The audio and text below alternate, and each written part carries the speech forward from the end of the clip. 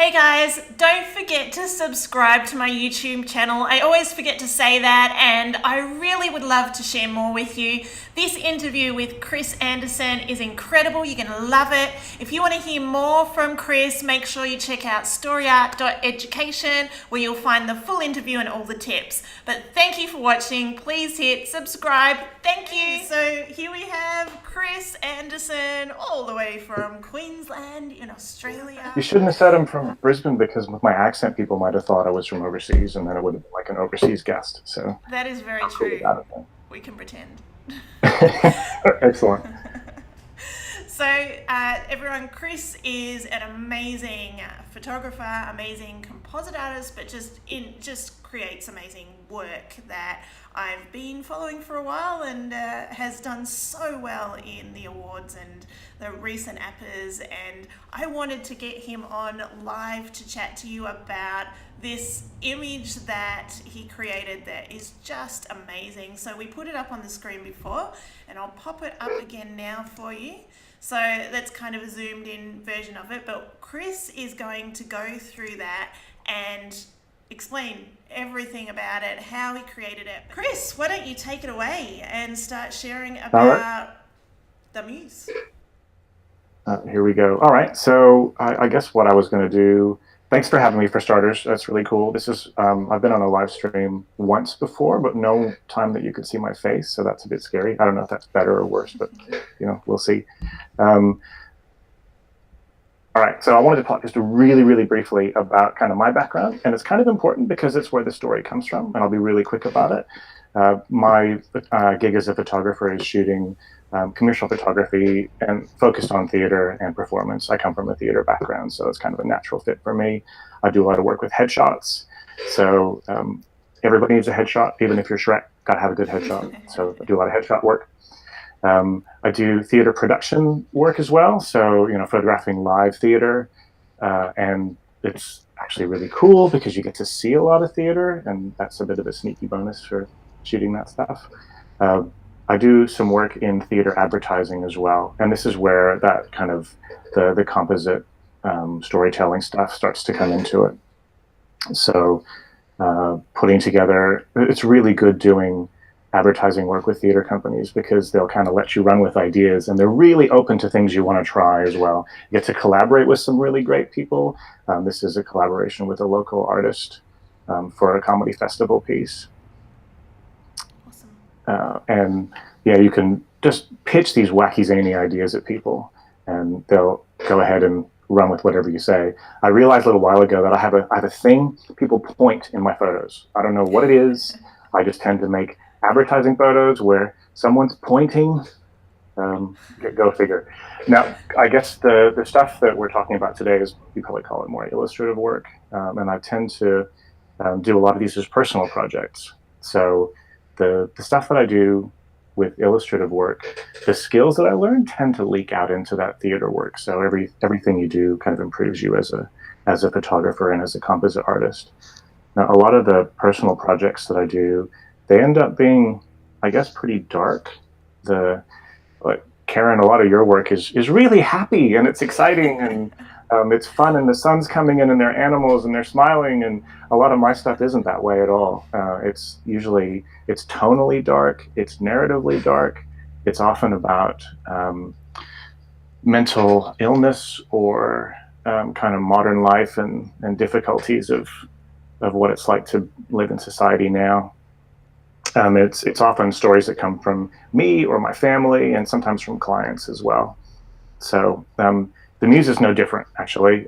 So this kind of comes from, I have another friend who does very uplifting work, and you look at their work and you feel really good about life, and like the universe is really big and exciting, and there's all this stuff you can look forward to. And I was chatting with them about, how do you do stuff that's so happy all the time? And they said, well, the stuff that I do to sell is like that, but the stuff that I do for me is a lot darker. And it's like, ooh, okay, cool. There's an image in that. So, I mean, you can see, look, everyone's sad in everything that I do. So, how can I do something with this? So what I kind of started putting together was this idea of, this is obviously the completed work here, because you can see how high fidelity it is and how excellent it is. I thought it would be great to do a piece that was about an artist, kind of locked in a studio like a cell, and they're almost a slave to the work that they're doing. So they're doing really dark, horrible pieces, but they're trying to do work to sell, kind of happy things, commercially viable things, but there's some kind of dark influence that's making them do kind of go a little crazy. So this is kind of one of the original sketches for it. I do heaps and heaps of sketching before I'll go and do a print, mostly because I really dislike when I photograph things and then I come later on and try and composite together and figure out that I made terrible mistakes about composition or the angles don't work or anything like that. So I tend to sketch a lot. I have my iPad with me all the time, and I'll sketch on that. There's a really cool app called Paper, which makes you look like an artist, because you can do watercolors, even if you're a terrible, terrible artist like me. So, Karen, do you do much sketching? Oh, I can't draw to save myself, so I don't. I'm hopeless. I do a lot of Pinterest and pinning and things like that. Cool. Yeah, I do that a bit if I'm trying to get colors or a feeling of an image. But I guess I use sketching because I want to make sure the geometry works, and the angle of the viewer and that sort of thing, and that I can try things and throw them away. So this is kind of where the composition first started. And the idea is you have this painter, and originally they were going to be seated and working on this easel, and they're chained to something so they couldn't escape. And they're obviously in a cell because there's bars on the windows, and there's all this kind of really dark work along the wall. But then there's a doorway that leads you to a gallery, and the gallery is where they're selling their prints. And it's beautiful and modern, and you can see, I mean, I'm a terrible artist, but you can see that horrible figure in the background. It kind of looks like he's got a phone in his hand. It's meant to be like a roll of red stickers, and if you've ever been to a gallery and you've seen a sticker on something, that means it's been sold. That's kind of this influence is trying to help this person sell work. All right, now I'm going to introduce you to someone. This guy's name is Sean Dowling. He's a friend of mine. He's an artist. He's an actor. We collaborated and chatted about images quite a bit. And I was talking to him about this. And I said, hey, Sean, I need someone to help me draw these pieces to go into the background. And I also need someone to be in the photograph. Would you be up for that? And he says yes. So he collaborated with me the whole way along on this project, including kicking off the shoot. So hopefully you can see my super high-end studio that I tend to work in here. If you're on the live stream and you're watching, you might be going, oh, I've only got my house to work in and I don't really have a space that works. You can do an awful lot without a lot of space. So I'm actually live streaming from this exact spot at the moment. This is my studio space. If you roll up all those background papers, you're at my desk where I do my work. I can kind of stand in the kitchen and photograph through the house, which is why the fridge is obscuring part of the image there. So that's kind of the space that I have to work with. And you know what? For the kind of composite work that we do, it actually works a treat. So this is Sean, photographed in studio. Now, starting the composite work, this is normally if I do composite work, I'm often using a real environment, and I'll lock the tripod down and I'll grab the pieces that I need. This is one of the few times where I've kind of constructed an entire environment from scratch, and that's really unusual for me. It's also unusual for me to have kind of a wonky angle on a room. So if you look at a lot of my work, it uses something called single point perspective. So there's kind of a vanishing point right in the middle of the frame. And I find that really, I like using that. It feels good for me to use that perspective. But I really wanted to try one that wasn't that way, that was off on an angle, which is where this one comes from. So I kind of, you can see how excellent my masking is on Sean. It's terrible, but this is sort of version 2 of the sketch, right? So this is just to say, hey, did that shoot work? How does the composition work? Are the angles okay? Where's the gallery wall? That sort of thing. I will say now, if you've got questions along the way, just go ahead and throw them into the live stream, and Karen's watching and taking note like a hawk. So she'll be bringing all those up later on. Now, I went through a bunch of different kind of iterations, just smushing around this sketch and slowly building up the environment. So, you know, creating some I guess some vanishing points off to the left and to the right, so I know where the walls were and where the doorway would fit, that sort of thing. Introducing some really basic lighting, some really basic textures, and these are just temporary textures that I grabbed from a texture pack.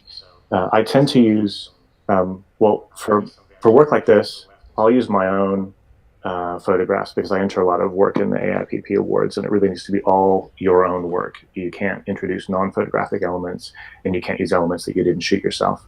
So these are just temporary textures that I dropped in.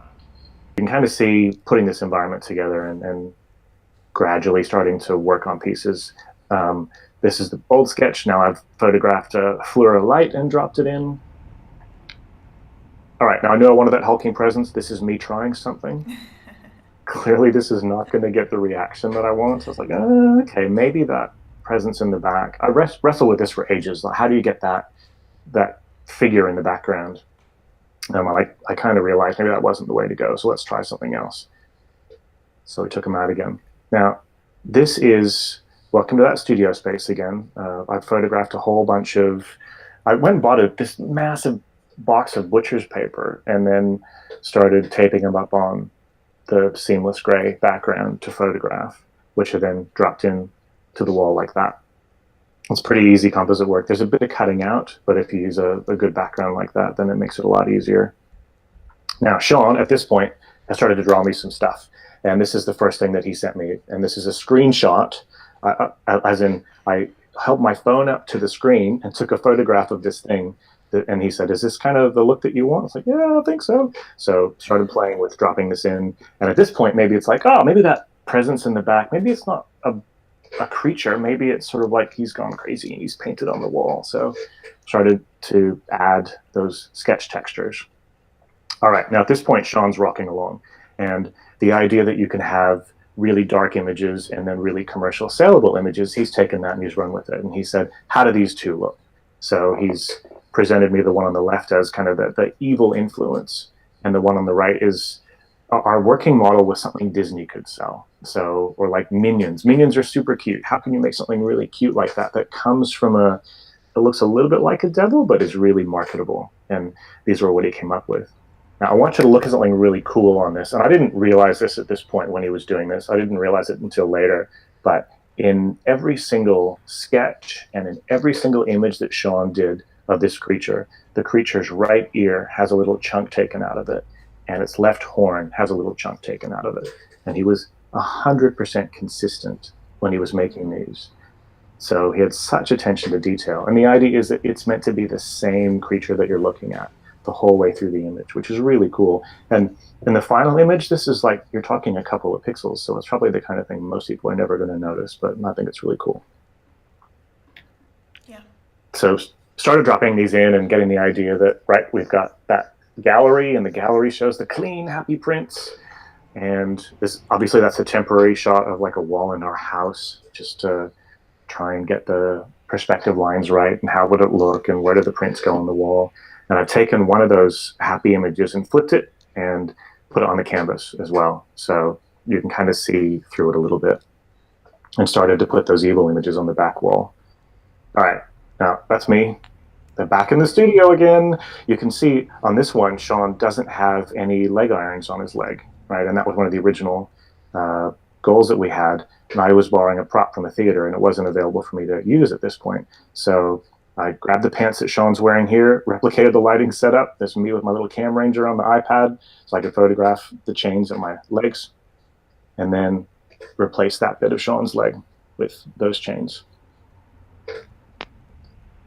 And start introducing more and more of these elements. So you can see me kind of building the gallery and adding a doorway and trying a few different things, you know, what looks good. And at this point, I was really struggling with it, because if you kind of take a step back and look at this image right now, actually try this. If you're watching the live stream, I want you to close your eyes and now open them. And where does your eye go? For me, it goes to the left. It goes to the gallery with that light that's showing in those two images, and then it kind of pops up to the top right for that little window, and then it goes to Sean. And that's not the order I want you to read it in. The gallery is really dominating. So it's kind of wrestling with how do I fix that? And I couldn't figure out a way to have the gallery still exist as an element without totally pulling focus from the thing I wanted you to look at, which is Sean. So kind of experimented a little more with changing the tone of the image to try and change it, but ultimately kind of went, hey, let's take that gallery out. And immediately it felt better to me. Now, obviously it's not balanced because there's this window on the right and it's kind of this nothingness on the left. But if you look at the difference between that, where your eye immediately goes to the gallery, and that one where you're looking at the subject and you're looking at the thing I want you to look at, that felt immediately better. So it's like, right, okay, well, we're going to change the composition of the image now and get rid of that gallery. So a few further steps along with a couple more windows on the wall. I had that light source where the gallery used to be, and I needed to replicate it. So I added another window over there on that on viewer's left with lots of light streaming in. Obviously, that's kind of temporary light. And putting more and more of those pages on the back wall. All right, so at this point, Sean has sent me tons and tons of images, which is great, and kind of all different images of good creatures and bad creatures and different stages. You can imagine the artist is working through all of his different ideas about what this thing's going to look like. So because this is, again, an APA awards print, everything has to be photographic. So I printed all these guys out, stuck them on the wall, took photographs of those so that every piece of source was something that I had photographed. And then take this and start overlaying all those images that he sent. Now, in this particular composition, the idea was that over on the left, they're all kind of the happy, nice-looking ones. And over on the right, they're starting to be the really evil, dominating ones. Because you read an image from left to right, so hopefully the viewer kind of gets the idea that it's gone from this happy thing to something that's a bit darker. Now, we don't have a gallery anymore, but I still want to have some way of communicating that we're trying to sell prints, because that's kind of why he's doing this whole thing, right? Is to make money. That's the thing that's motivating him. So maybe a good replacement for that is putting some crates in. And these crates are just, they're photographs of the back of some bookshelves with some fence palings comped on top of them, and then a couple of stencils. So, really, really cheap propping. If you're working on composite work, you have the benefit of being able to put props together in Photoshop if you want to. And you've got a lot of control over how they look and the color and the tone and the texture. So I don't have any shipping crates like this, but it was pretty easy to make them. Can I jump in, Kris, Yeah, and yeah. just ask a question? Sure. Because obviously, as you're adding all of these elements, the perspective of the elements that you're shooting needs to match the floor and everything. So do you come at it more that you know the angle that you shot the original on and you just match it, or do you take a bunch of different perspectives and images and then choose the one that works best? Yeah, primarily I know what the composition is going to be, and I'll shoot to match that. And that's the goal. I got to say, it doesn't always work out that way. So I'll talk about this a little bit later too, but I'll tend to overshoot. And once I've got the stuff I think I need to get, then I'll shoot some more. But I'll chat about that in a bit. For me, the key is if you know the angle the viewer is looking at this and the height of the camera and the distance between the viewer and the item, then a lot of that perspective stuff just works itself out, and it's a lot easier to do. I'll even go so far as shooting the same focal length, even though I'm only using a little bit of the frame, just to keep things really, like if I've got an item that's at the left of the frame and I know there's some distortion in that lens, I at least want to make sure it's consistent across every piece that I put in there. So I'll kind of shoot at the left of the frame. It sounds really goofy, but that's just a habit I've fallen into. Yeah. All right, so kind of adding more canvases against the wall, the finished happy ones, and then playing with the tone a little bit. And at this point, I'm kind of going, I don't know if the light on Sean matches where I've put that flora, so let's play with it a bit more and play with the lighting on the canvas and play with it a bit more again. All right, and this was what I thought was the final version. Now, this is probably pretty dark on your screen. It is really dark. The idea is that as a viewer, you start with the subject. And I think now that whole, remember how the gallery used to draw your eye? Definitely doesn't anymore. Your eye falls where it should fall, and it falls on him. And that gives you some room then to look around the image and discover it.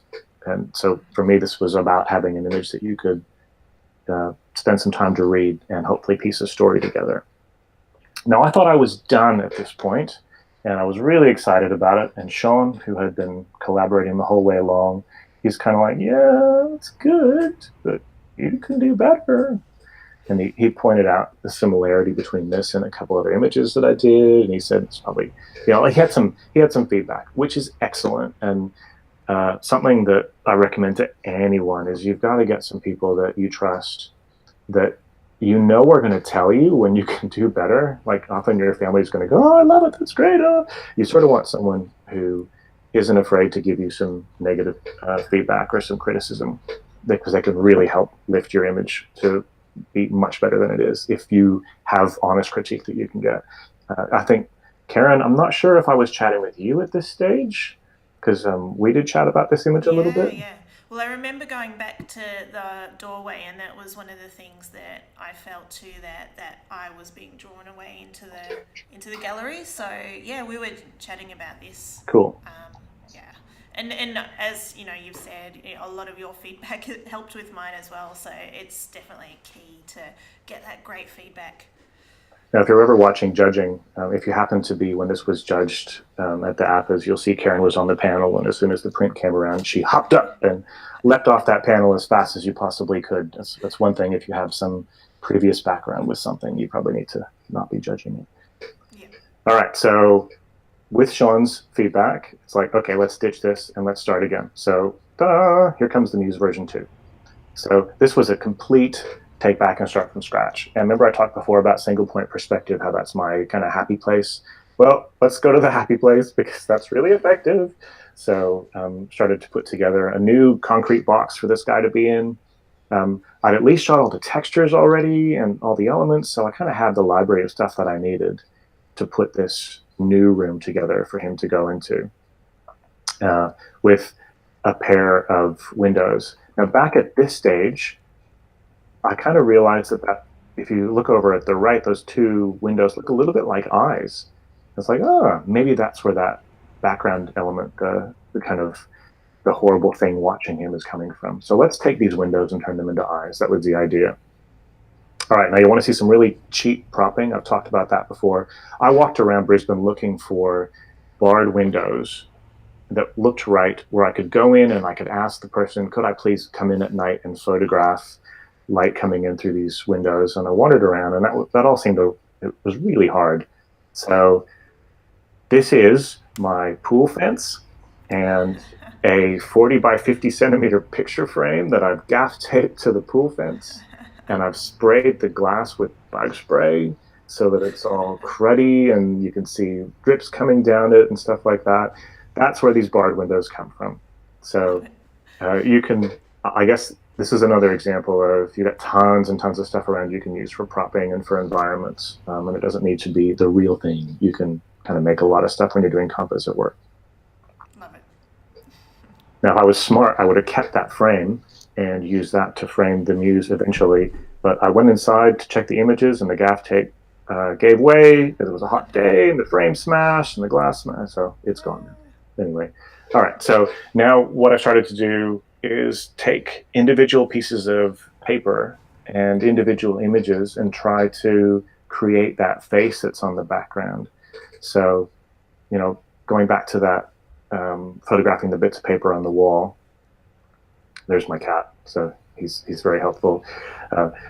Took heaps and heaps and heaps of different ripped pieces of paper and scrunched pieces of paper just to give myself as many building blocks as I could possibly need to try and make this face. And gradually started putting together all those bits of paper and then using shading from the images that Sean had drawn, or using black space where there was no paper on the wall, to slowly put that look together. Even the round eye, like towards the right of the frame, that's another one of the skulls that was original, like an early version of the Muse that Sean had drawn for me. So had that done, dropped in all the original elements. Remember all those, the bookshelves that were crates from the original one, and the original light and everything, just dropped that in to see how it looked. It's like, yeah, it's not bad. Maybe those crates don't actually sell it properly here. What if we had bunches of canvases? So let's create some stacks of canvases on the left that are like, they're blank and they're ready for him to work on. And on the right are some more stacks of work that he's finished. Here's a bit of fun. I only have 4 blank canvases, so there's a whole lot of Photoshop and multiple shoots to get all these canvases to stack up and make all of this. I wouldn't recommend doing that. I would go out and buy more canvases next time. And continuing to tune it, put it together. At this point, it's kind of like, what's cool is if he has this, like more and more canvases. He's got more blank canvases than he has finished canvases. So he's got lots of work ahead of him. At this point, kind of realized he's facing the wrong way. So, because you read, as a viewer, you read from left. Well, I read from left to right, and I want the viewer to read this from left to right, but Sean's facing the wrong way. So let's flip him around. And that way the whole image kind of drags you to the right. He's looking to the right, and that seemed to make more sense to me.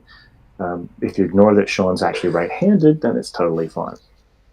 But then, okay, let's have even more canvases. Let's make this an infinite, in Indiana Jones where there's that huge warehouse of stuff. I'm imagining it's that big. There's this huge bunch of canvases that are going off to infinity on the left. And then the work that he's finished is on the right. And now we're kind of there. So just kind of tuning the look. Actually, at this point, I started testing it with people again. So, again, going out to critics or friends or whatever to get feedback on the image that you've made. And one thing that I like to do is you don't give them any background or anything. You just show them the image and you get them to tell you as much as they can about it without you agreeing or validating or anything like that. So as I'm showing people this image, they were talking about those finished pieces, the creatures on the finished pieces, and the creatures on the background as different things.